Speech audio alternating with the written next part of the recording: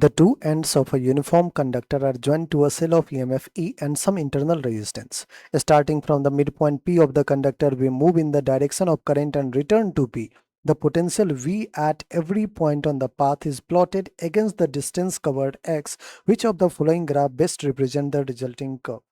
Let's say बच्चों हमारे पास एक कंडक्टर है और कंडक्टर के दोनों टर्मिनल को आपने क्या किया है, एक सेल के साथ कनेक्ट कर रखा है। जो सेल का ईएमएफ तो ई है, लेकिन इसके साथ एक इंटरनल रेजिस्टेंस आर भी है। ठीक है, लीजिए कनेक्ट कर दिया। मिड पॉइंट की बात कर रहा है, मिड पॉइंट इसको मैं पी मान लेता हूँ।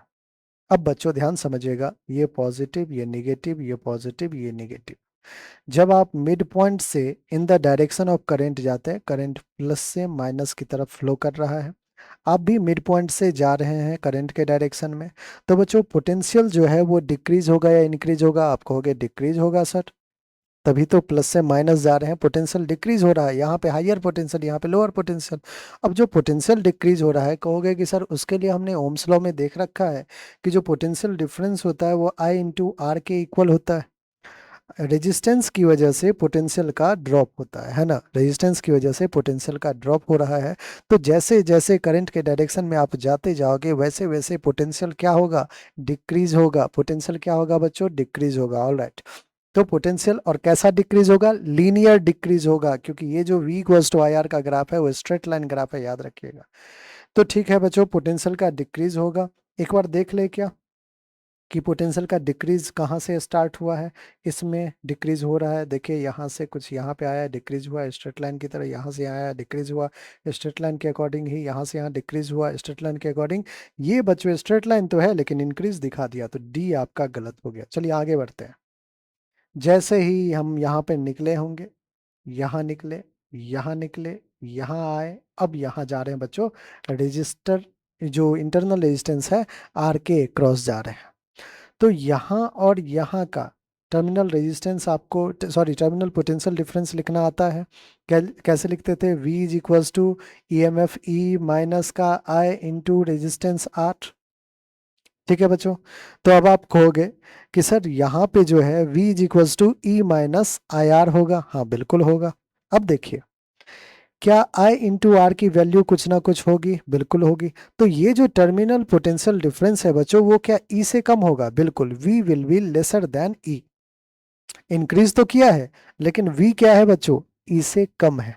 अब जैसे ही नेगेटिव टर्मिनल से निकलना शुरू करोगे, आप जैसे ही इसके अक्रॉस जाओगे बच्चों, तो अब आप क्या कर रहे हो?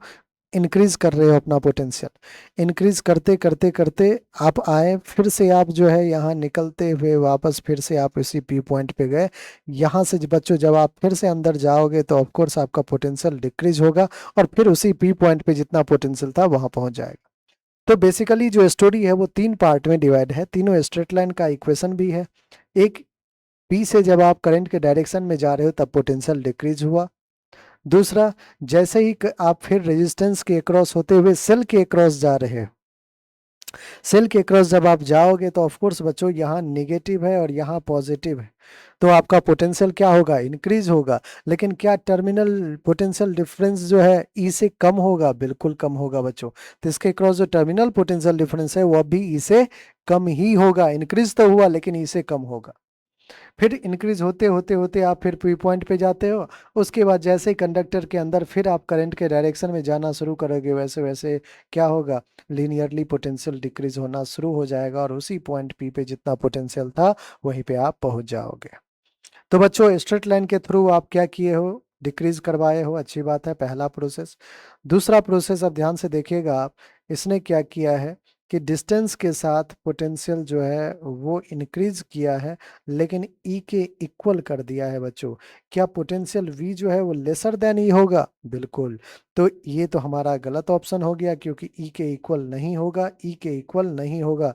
एकमात्र ऑप्शन है बच्चों बी। और देखिए लेसर देन ई है। जो पोटेंशियल का डिफरेंस है, पोटेंशियल राइज तो किया है स्ट्रेट लाइन के थ्रू, लेकिन बच्चों ई से कम किया है। अगेन कहानी देखिए उसके बाद क्या हुआ, तो आप कहोगे वो थर्ड पार्ट है कि जब कंडक्टर के अंदर गया फिर से करंट के डायरेक्शन में वो डिक्रीज किया है।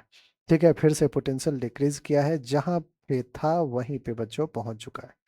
तो मोस्ट अप्रोप्रिएट आपका ऑप्शन नंबर बी है और वही हमारा बिल्कुल करेक्ट आंसर है।